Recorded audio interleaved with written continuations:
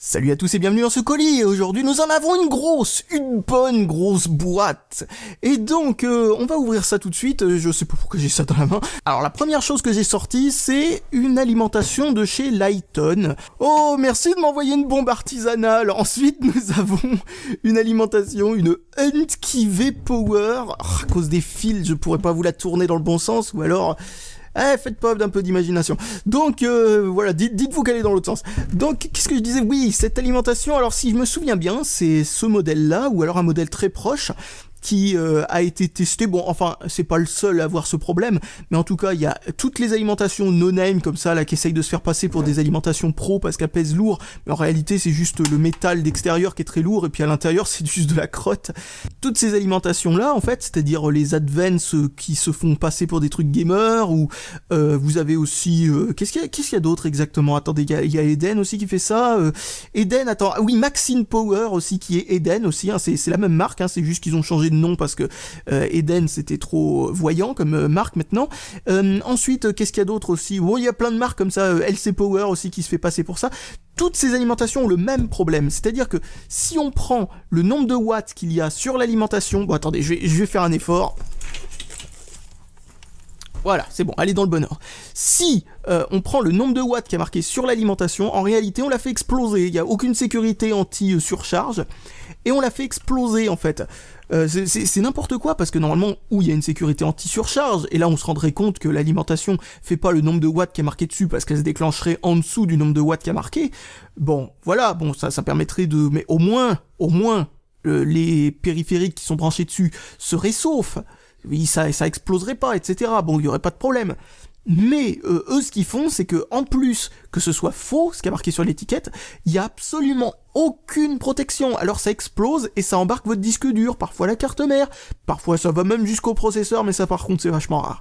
Alors un truc que l'on peut voir déjà, et ça c'est absolument hilarant, c'est, vous avez par exemple la sortie courant ici, 24 ampères sur le 3,3 volts, non mais c'est énorme, personne va utiliser autant, 5 volts, 17 ampères, bon ça va, c'est à peu près correct, même si personne va utiliser, oh si à la limite, oui peut-être, bon, 17 ampères sur le 5 volts. En fait, je viens de penser à un truc. Autrefois, sur le 5 volts, il trichait, mais alors un maximum. Il disait des trucs du style 40 ampères, 50 ampères sur le 5 volts. Et maintenant qu'on utilise le 5 volts pour recharger nos téléphones, ou pour, par exemple, je sais pas, les USB et tout ça c'est alimenté en 5 volts. Les disques durs, maintenant, autrefois, ils étaient alimentés en 12 volts. Maintenant, ils sont en 5 volts. Et ben, tous ces trucs-là, si on triche maintenant et qu'on atteint réellement la valeur qu'ils avaient marquée, alors qu'autrefois leur valeur elle était impossible à atteindre, et de toute façon on n'atteindrait jamais les 10 ampères ou je sais pas quoi qui avait marqué réellement, enfin qui aurait réellement honnêtement sur l'étiquette, maintenant ils sont obligés d'être relativement honnêtes sur le 5 volts parce que sinon ils font tout péter.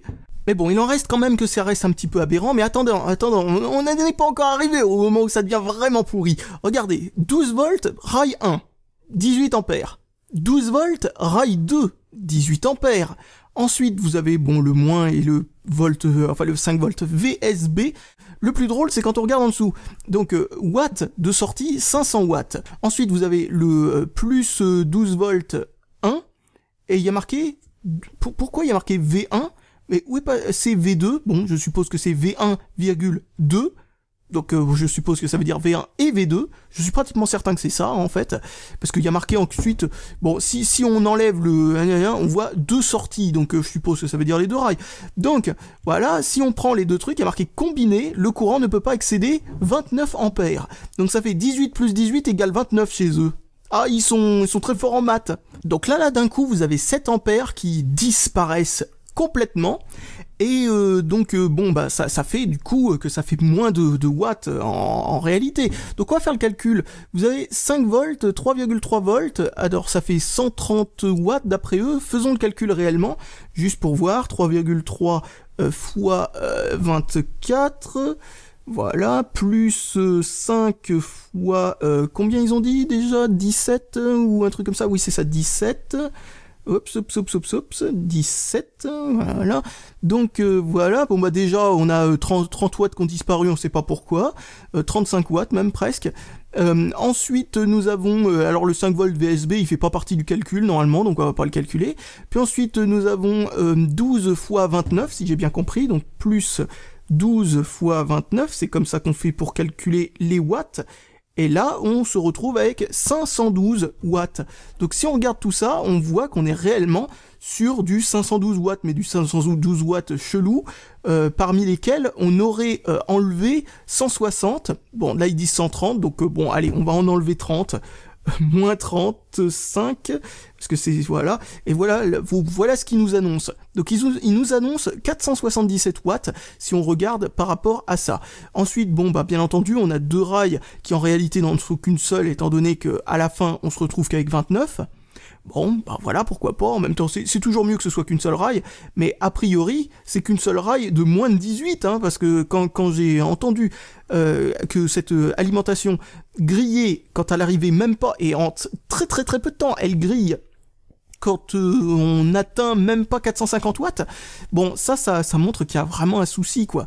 Mais bon, comme vous voyez, ils aiment bien nous noyer le poisson d'une manière un peu bizarre sur ces étiquettes. Bon, là, ça va, on fait partie des étiquettes les plus honnêtes que j'ai vues sur ce genre d'alimentation malhonnête. Mais bon, voilà, ensuite, nous avons des câbles qui sont, bon, enfin, voilà, hein, assez caca. Bon, c'est assez fin par rapport à une vraie alim. Même ce genre d'alim, vous voyez, qui sont très bas de gamme, là, qui annoncent combien de watts, d'ailleurs, pour celle-là ? 250, je suppose. Ouais, c'est bien une 250 watts, celle-là. Et ben, regardez les fils sont plus ou moins les mêmes, sauf que de ce côté, on dirait que la gaine a trop chauffé, alors elle est devenue fragile, parce qu'elle donne l'impression qu'elle est rugueuse, et celle-là est vraiment lisse. Donc bon, peut-être voilà, hein, c'est que c'est ça. Mais bon, c'est exactement la même chose, alors que normalement, on s'attend à avoir de meilleurs fils. Enfin bon, voilà, bon, c'est pas du tout... c'est pas du tout ce qui est marqué sur le paquet, on va dire, ce genre de truc. Mais attention, si on continue notre exploration de nos alimes de la honte, parce que visiblement il y en a plein dans ce colis, eh bien, regardez-moi ça, on trouve ce truc. Alors, vous savez ce qui m'a étonné avec ce truc, c'est que on dirait une alimentation, quand on la regarde comme ça, qui date du tout début des Pentium 4, des trucs comme ça. Mais regardez, elle a cette petite extension supplémentaire qui est apparue bien après, qui est apparue sur, on va dire, la dernière moitié du Pentium 4, quoi, voilà. Et où est-ce qu'ils sont ? Voilà, il y a aussi 2 serial ATA, pas qu'un, 2 serial ATA.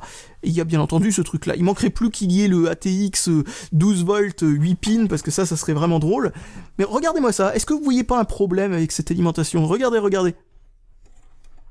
Regardez-moi comme c'est fragile, mais c'est une pure honte. C'est une pure honte. Donc ça c'est vraiment la putain d'alim no-name de merde. Et vous savez quoi ? Parce que j'ai un peu triché avec ce colis, parce que je l'ai ouvert juste pour pas que en vidéo ce soit chiant à ouvrir et compagnie, parce que c'est un colis bien emballé. J'ai pas regardé les autres objets, mais les alims je les connaissais déjà, je les ai testés en fait avant d'avoir commencé cette vidéo, bien avant, parce que je prépare une vidéo sur les alims, et dès que j'ai vu des alims, je me suis dit, oh mon dieu, c'est pile ce qu'il me faut. Et vous savez quoi ? Elle est mieux que l'autre alim. Celle qui est noire, là. C'est une honte.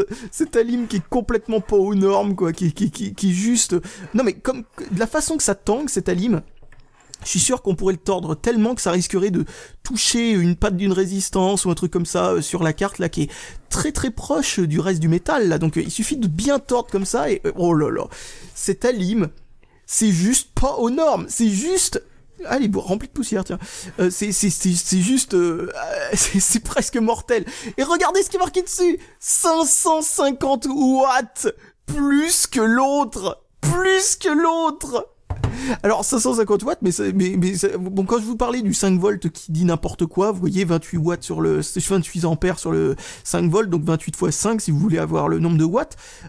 Pour le 3,3 volts, un peu moins que l'autre. Enfin, vous voyez, ce qu'ils exagèrent pas de ce côté-là, ils l'exagèrent ici sur celle-là, et seulement une seule rail de 12 volts pour les 550 watts. Alors là, franchement, je ressors mon téléphone parce que j'avais pas encore fait le calcul sur celle-là, mais je crois que le compte y est pas là, mais il est juste pas du tout, quoi. Donc 12 fois 18 plus 5 fois 28, on va dire que c'est pas un mytho, malgré que c'en soit un, mais alors de manière évidente. 3,3 fois 14, et nous obtenons 402 watts. Donc là, rien qu'en faisant le calcul, eh bien, on voit que l'étiquette dit de la merde. Mais alors, à un point, elle dit de la merde, mais à un point.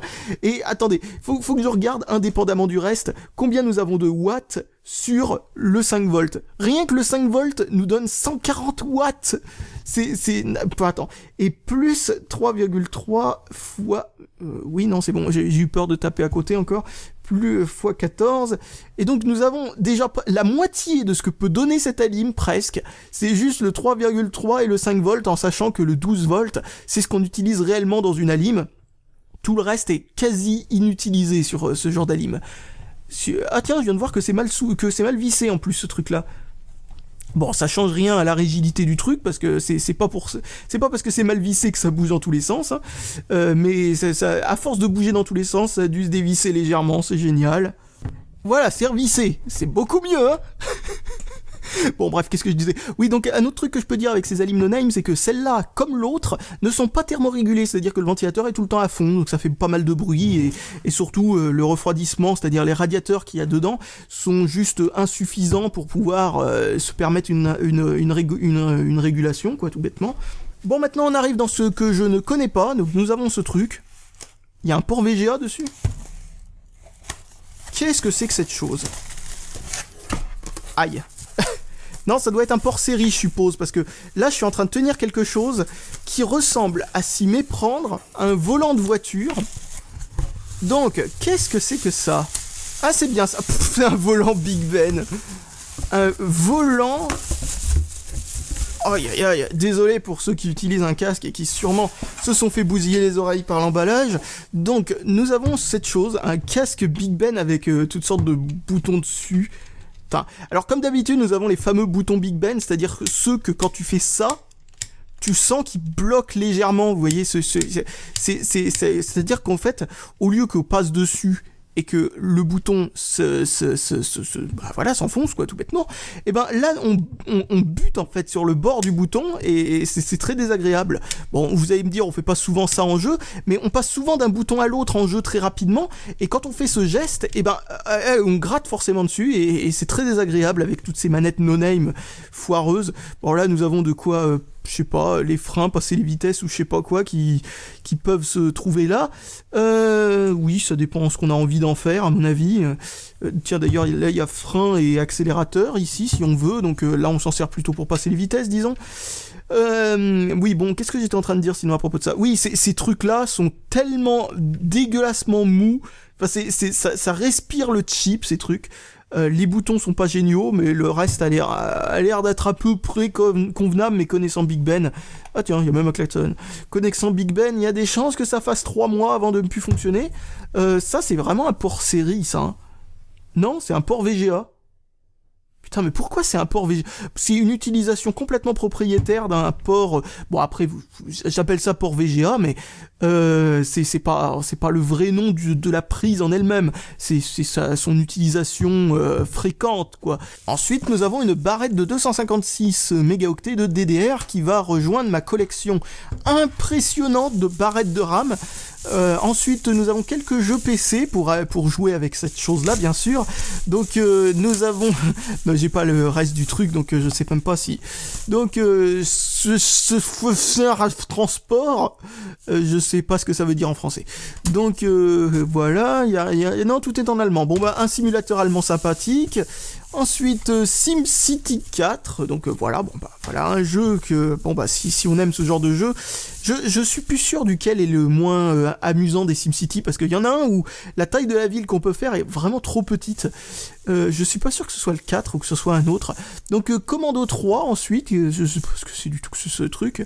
Bon, c'est alors Mindscape quoi. Eidos, et là, j'arrive pas à... Pyro, peut-être, Pyro Studio, un truc comme ça. Je connais pas, donc bon, faut dire que je suis pas très spécialisé dans ce genre de jeu, alors du coup. Donc, bon bah voilà, tiens, Rainbow Six 3, c'est rigolo, Rainbow Six 3. Je viens de remarquer que ProTrain Régional Région Rossland. Oh putain, je sais pas du tout comment ça peut se prononcer un truc avec autant de consonnes. Et ensuite nous avons Truck Simulator Rig and Roll. S'il vous plaît, ne nous faites pas croire que ce soit Big Rigs, si surtout ça serait encore pire. Oh là. D'ailleurs, niveau graphisme, ça a l'air de... Bon, j'espère franchement que c'est juste pour le transporter, hein, parce que sinon, ça serait très certainement le système de locomotion le plus drôle du monde. Oh, un IBM Desk Star, un IBM Desk Star. Alors ceux qui ne savent pas ce que c'est aussi le disque dur qui a été renommé par certains petits rigolos le IBM Dev Star, parce que il a tendance à tomber en panne un peu trop facilement. Ça dépend des générations en fait, hein, attention, hein, il y en a qui sont excellents, hein, des IBM Desk Star, mais là, je crois qu'on est pile dans l'époque où ça tombe en panne de tous les côtés. Les grosses capacités comme ça, 41 gigaoctets ou des trucs comme ça, ce sont des disques durs qui ont tendance, je sais pas par quel miracle, à fonctionner un certain temps, puis ensuite la tête crache contre le CD, et toute la partie métallique qui est sur des plateaux qui sont en verre. Alors tous les disques durs n'ont pas des plateaux en verre, mais ceux-là en ont. Et donc ce sont des plateaux en verre sur lesquels on dépose une substance métallique, bien entendu, ah mince, je trouve pas le mot, magnétique quoi, enfin bon bref voilà, par-dessus pour pouvoir bien entendu inscrire des données quoi. Bon, vous savez, on fait en sorte que ce soit magnétisé dans un sens ou dans l'autre pour que ça dise un 0 ou un 1 ou un truc de genre. Ça fonctionne par bloc, c'est compliqué à expliquer, c'est pas grave, mais en tout cas en gros vous avez une surface magnétique sur un truc en verre, et cette surface magnétique, flop, disparaît complètement, elle part en limaille de fer, et il reste plus que le plateau en verre en dessous, c'est trop de la balle, et le disque dur bien sûr ne marche plus du tout. Et c'est impressionnant à quel point ces disques durs, très beau travail de soudure là de la part de IBM, ça fonctionne, c'est très bien soudé d'ailleurs, mais c'est vraiment pas droit du tout. C'est vraiment pas droit du tout. Bon bref, on s'en fout. Donc à une époque, les disques durs IBM n'étaient pas faits par IBM eux-mêmes, ils étaient faits par Quantum. Je sais pas trop si ça se prononce comme ça en français, mais bon, oui, par code Quantum, on va dire. Et donc, pour ceux qui se rappellent de ça. Et donc, oui, bah, cette marque-là faisait des disques durs tout à fait convenables, même si leur problème, c'est qu'ils faisaient un bruit épouvantable, les disques durs de chez Quantum. Et, alors, c'était leur défaut, le bruit qu'ils font, le bruit qu'ils font. C'est vraiment, mais ils étaient fiables et ils étaient relativement rapides, donc tant mieux. Ah, alors, ça c'est un truc, un bon gros vestige du passé. Regardez ici, vous voyez que vous avez des différents types de configurations sur le disque dur que vous pouvez gérer avec deux... pourquoi il y en a qu'un? Avec deux jumpers ici. Alors bon, très certainement pour certaines configurations, on n'a besoin que d'un seul jumper. Alors là, il a mis juste là, et c'est tout. Je ne vois pas cette configuration dans la liste. Alors de toute évidence, il n'y a pas cette configuration dans la liste. Regardons si c'est marqué sur le dessus, parce que des fois il y a aussi des instructions sur le dessus. Non. Ok, d'accord. Bon bah ça, si ce disque dur on me l'envoie parce qu'il ne marchait pas, bah, voilà peut-être la raison. Même si c'est rare qu'un disque dur ne marche pas, habituellement quand on enlève complètement les jumpers, ça se met juste dans la position par défaut, c'est-à-dire très certainement master avec je sais pas quel... je sais pas quoi comme truc. Donc Master 16 têtes, alors visiblement il en faut un là et un de l'autre côté, je vais aller en chercher un tout de suite. Voilà, il sera pas de la même couleur, c'est pas grave, c'est mignon, ça permettra de faire un drapeau, si on a besoin de 3 jumpers pour un truc, on en prendra un rouge. Alors, voilà, donc, bon bah voilà, 16 têtes Master, visiblement ça correspond à ça. Alors 16 têtes, pour information, c'est pas réellement le nombre de têtes qu'il y a à l'intérieur du disque dur, bien entendu, aucun disque dur n'existe avec 16 têtes, c'est quand même beaucoup. Non, en réalité, un disque dur comme ça... grand maximum 6 têtes, 3 plateaux, 6 têtes, un truc comme ça, oui, ça doit être ça. Mais en fait, c'est pour faire en sorte que les vieux BIOS, qui calculaient la taille du disque dur en nombre de têtes, en nombre de secteurs, en nombre de je sais plus quoi, de cylindres, ou je sais pas quoi, enfin c'est peut-être marqué dessus, c'est peut-être qu'il est assez vieux pour avoir ça. Oui, c'est ça, regardez, il a la configuration, il faut taper les 3 trucs, et puis hop, ça te configure le disque dur comme il faut. Malgré tout, je pense que celui-là, c'est une norme différente que celle que j'ai en tête, parce que il est quand même gigantesque le numéro du début. Habituellement, Ou alors c'est peut-être juste parce que comme, étant donné que c'est un 41 gigaoctets et que j'ai jamais eu de disque dur avec ça marqué dessus qui faisait autant de capacité, peut-être que c'est ça la raison. Donc voilà, donc je l'ai mis en 16 têtes master, et il y a certains disques durs, certaines cartes mères qui sont pas capables d'avoir jusqu'à 16 têtes, donc on met 15 têtes, et logiquement, je dis bien logiquement, ça baisse un petit peu la capacité du disque dur, ou ça baisse un peu ses performances, c'est difficile à dire, et ça garde la même capacité, en tout cas il y a une raison pour ça. Et il y a aussi ce truc là qui permet de le bloquer à 32 gigaoctets, parce qu'il y avait aussi des cartes mères qui étaient pas capables d'accepter plus. Donc voilà, bon, et puis, alors ensuite il y a eu une autre limitation à... Je crois que c'était 120 gigaoctets, mais il me semble qu'il y en a eu entre les deux. Il me semble qu'il y a eu 80 gigaoctets ou des trucs comme ça. En gros, les BIOS étaient casse-pieds avec ça, et très souvent, ce qu'on s'amusait à faire, c'est que on installait le système d'exploitation dans les 20 premiers gigaoctets, un truc comme ça, et on faisait une autre partition derrière, et le système d'exploitation redétectait le disque dur comme il faut. Et si on avait un disque dur on va dire, on avait une carte mère qui allait jusqu'au maximum à 120 gigaoctets, et qu'on avait un disque dur de 240, eh bien le système d'exploitation à la fin de son boot redétecte le disque dur et lui donne sa bonne valeur, et puis voilà, ça outrepasse le problème. Donc un truc qu'on peut faire sur à peu près presque toutes les cartes mères en fait. Il y a visiblement un deuxième disque dur, enfin je suppose en tout cas. J'ai malheureusement épuisé tout ce que j'avais à dire sur les disques durs, sauf que attendez, j'ai quand même quelque chose à dire. Ce disque dur, comme vous le voyez, est étrangement... réfléchissant, non c'est pas ce que je voulais dire, est étrangement vide d'instructions. Et vous savez pourquoi en fait? C'est parce qu'il s'agit d'un Seagate qui a normalement une sorte de capote en plastique par-dessus, en caoutchouc, qui est... Bon, c'est peut-être pour ça que c'est rayé comme ça ici, c'est peut-être en essayant de l'enlever, j'en sais rien. Une capote en caoutchouc par-dessus qui permet de le protéger, donc c'est une plutôt bonne chose. Sauf que là, elle était enlevée, donc impossible de savoir ce que c'est avant de voir ce que c'est, quoi. Alors vous savez, je suis un grand fan des cartes graphiques en PCI tout court, pas PCI Express, en PCI tout court. Tiens d'ailleurs, c'est un petit peu tordu. Pourquoi? Eh bien parce que ces cartes graphiques ont survécu à plein de trucs. Elles existaient à l'époque où bien entendu le PCI venait juste d'apparaître, puis ensuite on a inventé le AGP qui remplaçait le PCI, et elles étaient toujours là, parce qu'il y avait des cartes mères qui n'avaient pas d'AGP, genre celle avec graphique intégré, souvent, il fallait rajouter une carte graphique supplémentaire dessus. Et si on avait envie de changer de carte graphique par rapport à celle qui est intégrée, je veux dire, on était obligé d'utiliser quelque chose comme ça. Donc, bon, pas forcément celle-là, ça c'est une vieille, c'est une S3 Virge DX avec beaucoup de RAM, ou alors avec de la RAM de très basse densité. Parce que là, franchement...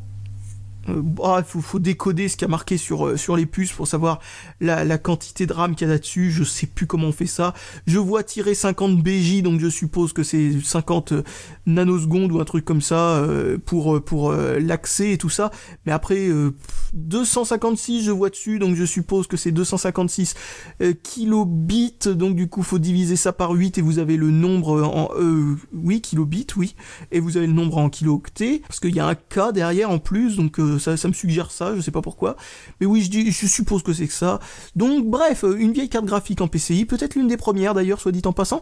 Et donc oui, j'adore ces cartes graphiques parce que au départ, elles étaient utilisées avec leurs ordinateurs respectifs, puis ensuite elles étaient utilisées sur celles sans AGP de l'époque de l'AGP, puis ensuite, quand on a du PCI Express, une carte mère avec du PCI Express, mais qui a encore du PCI classique, ce qui est, il y a encore très peu de temps, était encore trouvable en tout cas. Je pense que maintenant c'est vrai que c'est complètement disparu. Là je crois que c'est bon, c'est fini, mais il y a encore très peu de temps. Il me semble que j'ai trouvé une carte mère AM3+, qui avait encore du PCI dessus. Si je dis pas de bêtises, c'est la Gigabit GA 970 DS3P ou un truc comme ça, qui a encore 2 PCI dessus. Et ben on peut encore utiliser ces cartes graphiques dessus, clac, on met dans un port PCI, et ça permet encore... C'est-à-dire qu'elles ont survécu aux cartes graphiques AGP en termes d'utilité. C'est dingue à quel point ces cartes graphiques peuvent encore s'utiliser de nos jours sur des machines encore tout à fait convenables. Alors bon, après le problème c'est que ces cartes graphiques, vous voyez ça, vous regardez, vous vous dites putain mais on peut rien faire avec, aucune accélération 3D, et encore pire, aucune accélération 2D, c'est-à-dire même pour les vidéos, parce que les vidéos, non, je parle pas d'accélération par le codec, enfin c'est-à-dire accélération graphique, mais l'accélération du codec de la vidéo. Non, moi je parle de l'accélération graphique 2D, c'est-à-dire le curseur qui se déplace à l'écran, ou l'image en elle-même, eh bien, il y a un système qu'on appelle l'overlay, c'est-à-dire on envoie un bitmap et hop, ça le met dans un cadre, etc. Et ça permet que ce soit plus rapide que d'avoir, on va dire, le truc qui est décodé directement et mis point par point sur l'écran en software. Donc ça permettait, bon, et ben, ce genre de cartes graphiques n'ont même pas ça, donc en fin de compte, elles font en gros une charge au niveau du processeur qui est un petit peu ridicule, quoi, un peu mauvaise, quoi. Mais si vous avez un ordinateur qui veut pas démarrer sans carte graphique, ça arrive, c'est rare, mais ça arrive, sans carte graphique du tout, ben vous mettez ça dans un port, ça calme l'ordinateur, ça consomme même pas un watt, et vous pouvez utiliser votre ordinateur en tant que serveur, vous savez, SSH et compagnie, et faire en sorte de gaspiller 30 watts de moins par rapport à la plupart des cartes graphiques PCI Express. Même les cartes graphiques PCI Express les moins performantes et les moins consommatrices consommeront une dizaine de watts ou un truc comme ça. Ça consomme peanut, rien. Ok. J'adore quand on m'envoie de la merde, ça me fait tout le temps marrer. Donc, ah, ça fait peut-être partie des gens auxquels j'ai dit comme blague quand ils m'ont demandé s'ils pouvaient m'envoyer un colis. Ah, même un ustensile de cuisine, vous savez, moi je m'en fous du moment que c'est drôle. Et ben voilà, on m'a envoyé un ustensile de cuisine, on l'a pris vraiment au sérieux, au premier degré. Donc voilà, bon... c'est un truc pour la salade avec une broche en moins. Ça en fait une version punk. Bon, bref. Alors, regardons ce qu'il y a là-dedans. Dessus, il y a marqué accu batterie. Donc, je suppose que c'est des piles ou une batterie. Ah, bah, une batterie tout court. Une batterie pour quel ordinateur? Ah, il y a marqué compact dessus. Donc, au moins, c'est sur un compact. Bah, j'en sais rien de quelle machine c'est. En tout cas, ça a l'air d'être de la batterie...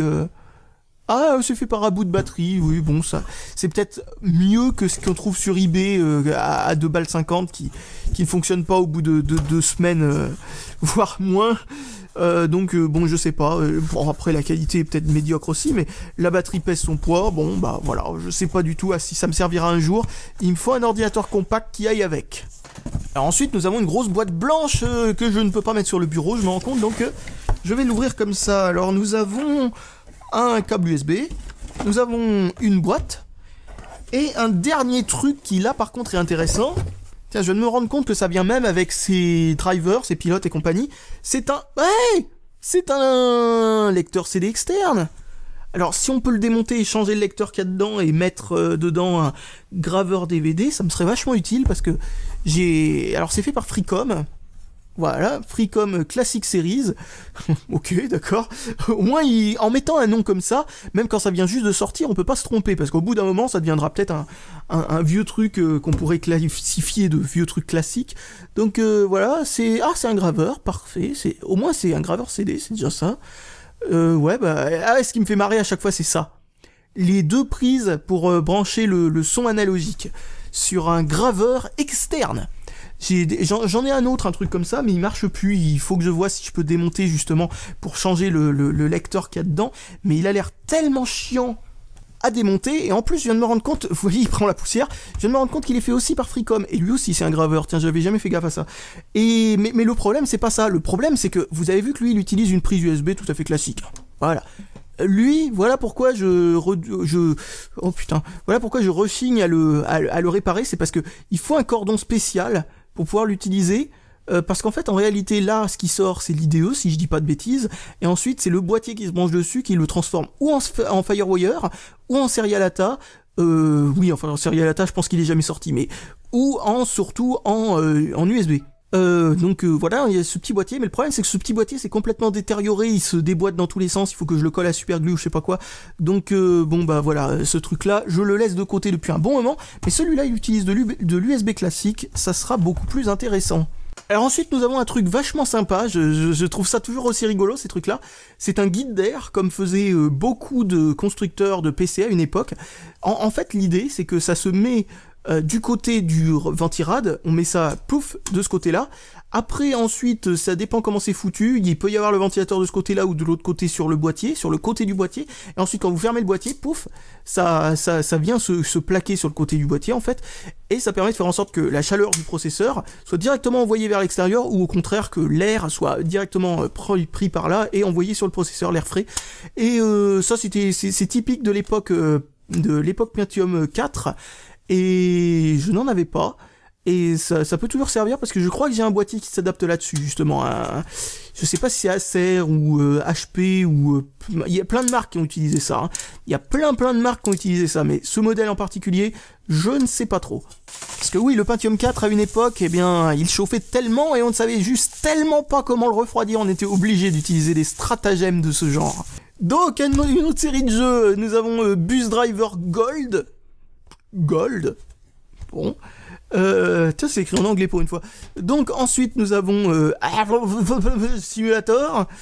Et bon, désolé à tous les Allemands qui pourraient m'écouter, franco-allemand on va dire, parce qu'ils comprendraient au moins le français quand même. Je sais pas si les Allemands apprennent beaucoup le français. Je pense qu'une langue à la con suffit. Hein. Bon, alors Simulator, voilà. Donc, alors moi, ce que j'aime bien avec l'allemand, c'est que c'est une langue où souvent ils prennent deux mots et ils le collent ensemble et ça fait un objet en fait. Et ça c'est pratique quand on sait identifier chacun des mots, mais quand on connaît pas du tout l'allemand, ça fait des mots à rallonge et on a juste un peu de mal à voir comment ça pourrait se prononcer. Ensuite, Crazy Machine 2. Ah, mais c'est quoi ce jeu? C'est pas celui-là où ah oui, c'est exactement ça. Alors ça, c'est un jeu, je sais pas si j'avais le 1 ou autre chose. En gros, c'est des... comment dire?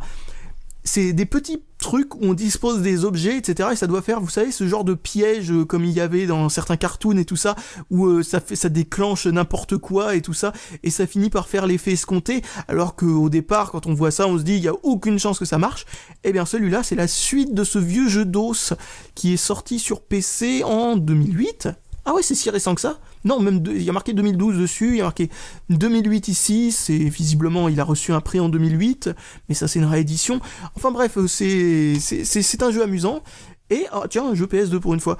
Un jeu fait par Activision que je ne connais absolument pas. Et le meilleur pour la fin, oh, vraiment le meilleur pour la fin, parce que je le voyais en dessous de son papier bulle, mais je viens juste de l'enlever. Là, nous avons, purée, dans un état prestigieux d'ailleurs. Regardez-moi ça. Non, quand je dis un état prestigieux, regardez la propreté de la carte mère. Il y a à peine de la poussière dessus. Bon, il y en a, hein, mais il y en a pas tant que ça. Hein. Il y a vraiment... parce que habituellement, ce genre de carte mère qui date franchement maintenant de... Oh, ça nous rajeunit pas, ça fait au moins 15 ans. Eh bien, ce genre de cartes mères, habituellement, elles sont devenues grises, quoi. On est obligé de les passer dans le lave-vaisselle ou ce genre de truc pour retrouver la couleur d'antan. Et donc, une barrette de RAM de 128 mégaoctets, mais double face. Oh mon dieu, ça va aussi rejoindre ma collection de barrettes de RAM complètement inutiles, parce que 128 en deux faces, ça c'est vraiment à chier. J'ai des 128 en une seule face, et des 256 que cette carte mère devrait supporter aisément en deux faces. Donc hop, et on pourra avoir 768 mégaoctets de RAM là-dessus, ce qui le rend tout à fait utilisable encore aujourd'hui avec Ubuntu, ce genre de truc. Bon, même s'il faut être un petit peu patient, parce que voilà, nous avons ici tout ce qu'il faut en termes de lenteur en matière de processeur, de quoi mettre une carte graphique AGP, les ports PCI, nous avons même du port ISA, voilà, ici, du port ISA. Alors je me suis rendu compte à l'instant que vous voyez pas tout de la carte mère, parce que j'étais en train de faire mon petit machin dans mon coin sans regarder l'écran témoin. C'est vraiment le truc à ne pas faire. Attendez, je débarrasse. Voilà, là c'est beaucoup mieux. Donc vous voyez un petit peu mieux l'état de cette carte mère. Alors GA quelque chose, eh bien très certainement de chez Gigabyte. Hein, GA machin truc, c'est souvent leur marque de fabrique. Nous avons les petites prises ici pour pouvoir brancher les différents trucs. Alors ça c'est un truc qui se fait plus. Je vais vous montrer ça de plus près. Vous voyez, ça c'est un truc qui se fait plus du tout, même si j'ai déjà vu ça sur des vieilles cartes mères. Vous voyez, vous avez toutes les prises des prises en façade du boîtier qui sont alignées comme ça, Et ensuite, vous avez la prise ici standard qu'on a encore aujourd'hui, même si celle-là, elle a l'air d'être un peu chelou. Donc voilà, la prise pour pouvoir les brancher une par une, tasser les unes sur les autres. Avoir tout ça aligné comme ça, bah, ça permet de faire en sorte que c'est beaucoup plus facile. Donc je disais, pour revenir à mes ports PCI, port ISA. Alors les ports ISA, c'est ce qu'il y avait avant les ports PCI, hein. Et les ports PCI, c'est ce qu'il y avait avant le PCI Express, et le port AGP, c'est ce qu'il y avait avant le PCI Express 16X. Donc nous avons une prise tout à fait standard pour l'alimentation. Je dis ça parce que à une époque, il y avait des prises pas très standards. Vous aviez ça, plus une petite prise à côté qui ressemblait aux prises qu'il y avait sur les boîtiers AT. Et ça, habituellement, c'était le signe d'une carte mère qui venait d'un PCDL.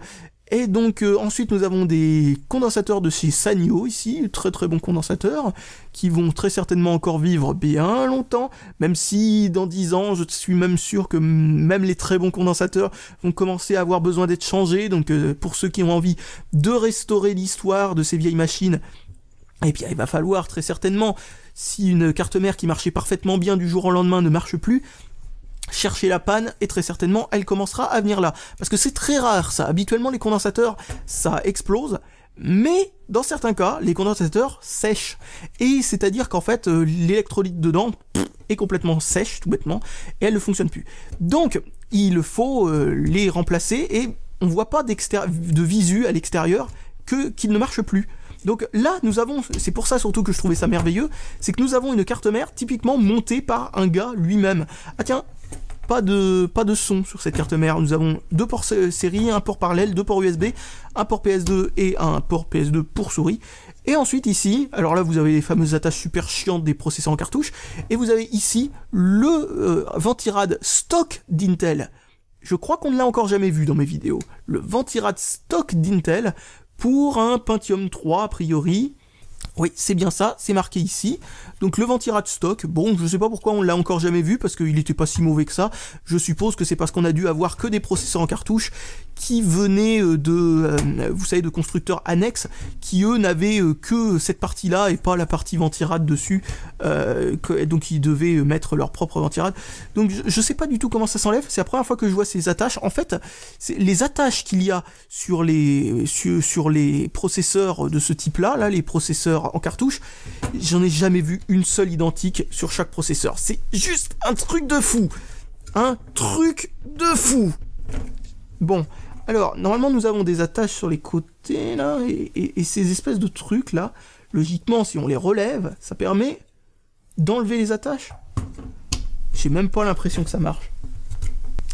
Non, en fait, c'est quand on les pousse vers le bas que ça les enlève. Attendez. Oui, c'est quand on pousse vers le haut, enfin, quand on les tire vers le haut, que ça coince le processeur en place. Et quand on les pousse vers le bas, ce qui est pas très logique, parce que logiquement, la gravité, tout ça, vous voyez, juste par esprit de logique, putain, je l'ai vraiment enlevé, mais de traviole. Le truc à savoir, c'est que ça s'enlève pratiquement toujours comme ça, sauf si vraiment on y passe 3 heures. Donc bon, on pourrait argumenter que ça pourrait abîmer le port, mais en réalité, jamais. Je n'ai jamais abîmé un port comme ça, alors que ça a tendance à sortir une fois sur deux de cette manière-là. Ensuite, le problème, c'est que là, il va falloir tout enlever, parce que la pâte thermique a sûrement bougé, même si à cette époque-là, il faut quand même se dire un truc, c'est que ces composants-là n'étaient souvent même sans pâte thermique. Ils mettaient un petit quelque chose parfois chez Intel parce qu'ils étaient gentils, mais la plupart des gens qui assemblaient leur PC eux-mêmes ne mettaient pas de pâte thermique du tout.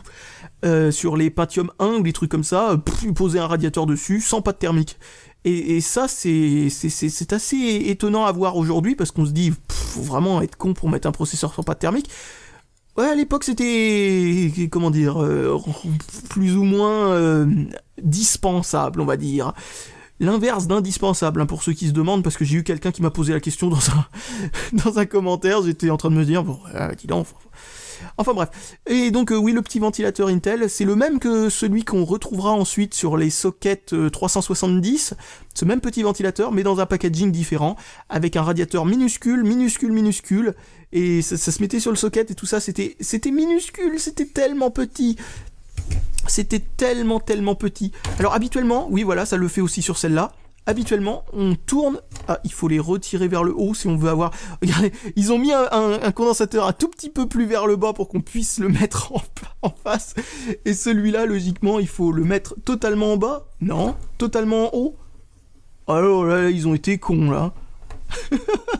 On peut le plier, mais non, il y a un condensateur qui doit être d'origine, hein, je suppose en plus, qui empêche de plier jusqu'au bout. Ok, alors ça c'est malin ça. Ça c'est très malin de leur part. Très très très malin. Ouais, on peut pas faire autrement, à moins que les clips il fallait les enfiler à partir du haut quand on venait juste de la recevoir. Possible, possible. Et je vois pas comment on les enlève complètement, donc je n'en sais rien. Mais bon, voilà. Alors, il y a marqué quoi dessus? Sur le socket, enfin sur le slow lui-même, il y a une marque. Il y a marqué Winning. Winning, juste ça. Bon, bah voilà, hein, sponsorisé par Charlie Sheen, hein, bien sûr. Et... oh là là là là. Bon, bah oui, ok. J'aime beaucoup cette carte mère, parce que, ah oui, vous pouvez voir un truc aussi qui est marrant, c'est la largeur de la carte mère. Maintenant, les cartes mères sont larges comme ça, à peu près. Autrefois, il y en avait beaucoup qui étaient de cette largeur-là, c'est-à-dire un peu moins large. Il n'y avait pas besoin de faire mieux, de toute façon, hein, ça c'était largement suffisant. Du moment que nous avons la hauteur complète. Par contre, tous ces ports-là, là, ces 3 ports, sont devenus complètement obsolètes, et ces 2 ports-là gâchent 2 potentiels ports PCI, donc bon, voilà, tant pis. Alors pourquoi pas celui-là? Et ben parce que ça, c'est un port où on peut mettre ou une carte, alors si je dis pas de bêtises, hein, on peut mettre ou une carte ISA. Alors la carte ISA, les composants on la face vers le haut, et les ports PCI, ils ont la face vers le bas. Donc au final, on peut utiliser... attendez, je vais vous prouver ça tout de suite, ou vous infirmer ça tout de suite si je dis de la merde. Alors voici une carte en port ISA. Donc logiquement, les composants, comme je le disais, sont vers le haut. Voilà, comme ça. Pouf. Vous voyez? Et donc, ensuite, on va l'enlever à nouveau. Allez. Alors les ports ISA, ce qu'ils ont de bien, c'est ils font beaucoup moins de faux contacts que les ports parallèles, PCI, parce que regardez-moi à quel point les pattes sont grosses. Là pour faire un faux contact, faudrait vraiment pas avoir de bol. Ensuite, nous avons ceci. Et normalement, vous voyez, ça utilise le même emplacement. Si vous regardez où était l'équerre quand j'avais mis le port ISA dedans, l'équerre se retrouve au même endroit que quand j'avais mis le truc du port ISA, et on peut pas brancher les deux en même temps. Sauf que, ce qu'il y a de bien, c'est que ça permet de faire en sorte de pouvoir avoir comme ça un port PCI qui peut prendre la place d'un port ISA. Ça permet de gagner un peu de place, et surtout si on n'utilise que des ports PCI, de gâcher un emplacement en moins. Donc qu'est-ce que je disais, d'ailleurs la plupart des cartes mères ont un unique port ISA et non pas 3, là franchement c'est beaucoup. Cette carte mère est donc idéale si on veut faire un vieux PC Legacy, mais avec quand même un gros processeur dessus, c'est-à-dire un Pentium 3. On peut aussi mettre un Celeron ou un Pentium 2 hein, si on veut, hein, logiquement c'est compatible. Et donc, logiquement on peut aussi mettre des Pentium 3 normaux avec un adaptateur. Et vous savez, ceux qui sont en socket 370, ou des Celeron qui sont en socket 370, et on peut en mettre jusqu'à tous ceux qui sont... D'ailleurs, elle supporte le FSB 133 avec un peu d'overclocking ici, avec même beaucoup d'overclocking, mais il y a des chances... ouais, mais ça overclock la GP tellement, je me risquerai jamais à faire ça. Donc bon, elle va jusqu'à FSB 100 maximum, donc on peut mettre à mon avis le Pentium 3 Coppermine le plus, c'est-à-dire ceux qui sont en socket là, le plus performant que l'on puisse trouver en FSB 100. Donc bref, comme je le disais, voilà, les composants sont de l'autre côté maintenant cette fois-ci. Sur les cartes PCI, logiquement, les composants sont uniquement de ce côté-là, ou alors il peut y avoir quelques petits composants de rien du tout qui sont de l'autre côté, mais la plupart des composants sont du côté voilà du côté du bas. Donc bon, je pense que j'ai plus rien de spécial à ajouter là-dessus. Donc voilà. Sympathique machine, plus que sympathique machine. Pile. Alors ça, si vous avez une carte mère comme ça, là, une n'importe quelle carte mère de genre vieille ou récente, hein, si vous la stockez démontée de l'ordinateur, enlevez toujours la pile. Pourquoi? Parce que se vider toute seule déjà, pour rien, et aussi pour éviter les éventuels courts-circuits qui pourraient se produire et qui pourraient embêter la pile. Mais aussi, pour une autre raison, c'est que parfois les piles peuvent couler. Celle-là, c'est rare quand elle coule, les piles lithium comme ça. Mais certaines peuvent couler, et le pire, c'est celles qui coulent le plus souvent sont soudées sur la carte mère. Si vous en avez une qui est soudée sur la carte mère comme ça, notez l'emplacement pile avec un petit schéma que vous écrivez au feutre ou je sais pas quelle connerie, collez un autocollant et écrivez au stylo à billes que la pile était à cet endroit-là, et coupez les deux broches de la pile, virez-la, foutez-la en l'air et ensuite soudez-en une qui marche. Vous pouvez d'ailleurs souvent souder un local à pile plus loin, vous prenez les 2 broches comme ça, vous soudez des fils sur les 2 broches et vous mettez ensuite un local à pile classique, bien loin de la carte mère pour éviter que ça coule une deuxième fois. Mais même si vous voulez garder, pas forcément entreposé, mais juste un ordinateur déjà monté entièrement, etc., et que vous avez ce genre de pile, enlevez-les tout de suite, parce que ça va couler partout, ça va faire de la corrosion partout, et ça va niquer la carte mère complètement. Alors du coup, bon voilà. Qu'est-ce que je disais? Oui, pile. Alors mini-pile, miniature, minuscule, etc. Ces piles-là, ça s'utilise depuis des milliards d'années dans les cartes mères. Et comme je vous l'ai dit, cette carte mère a minimum 14 ans, un truc comme ça, minimum. Si c'est une des toutes dernières Slow 1 qui ont été mis en vente, on va dire qu'elle a peut-être 13 ans. Allez, on va être très généreux. Et ah voilà, la pile est morte. Donc, parce qu'une pile qui a 13 ans comme ça, c'est rare que ça marche. Mais j'ai quand même trouvé, à ma grande surprise, dans une carte mère qui a je sais pas quel âge, et où je n'ai pas le souvenir d'avoir changé la pile une seule fois, peut-être que je l'ai fait, hein, mais bon, si c'est le cas, tant pis, mais je n'ai pas le souvenir de l'avoir changé une seule fois, et la carte mère, au moins 15 ans, hein, vraiment au moins 15 ans, la pile contenait encore 2,8 V, donc c'était pas mal, parce que très certainement que pendant la durée de sa vie, elle était connectée au secteur longtemps. Alors que le truc, c'est que quand c'est jamais connecté au secteur, c'est la pile qui est utilisée en permanence. Pas sur toutes les cartes mères, hein. Certaines cartes mères, même allumées, continuent à utiliser la pile comme source pour alimenter, vous savez, ce qu'on appelle le CMOS, quoi. C'est-à-dire, en fait, ce qui contient les paramètres, hein, c'est juste une sorte de puce de mémoire volatile. Et bon, des fois, c'est souvent même intégré à une autre puce, hein. Ils ont pas l'habitude de mettre une puce... franchement, depuis très longtemps, je vois toujours ça imbriqué à l'intérieur d'une puce, vous savez, une puce qui fait tout, genre un soft bridge ou des trucs comme ça. Bref, voilà, je crois que j'ai fini de divaguer dans tous les sens à propos de diverses choses sur des vieilles machines, et voilà, je pense que j'ai plus qu'à vous dire salut à tous, et à la prochaine!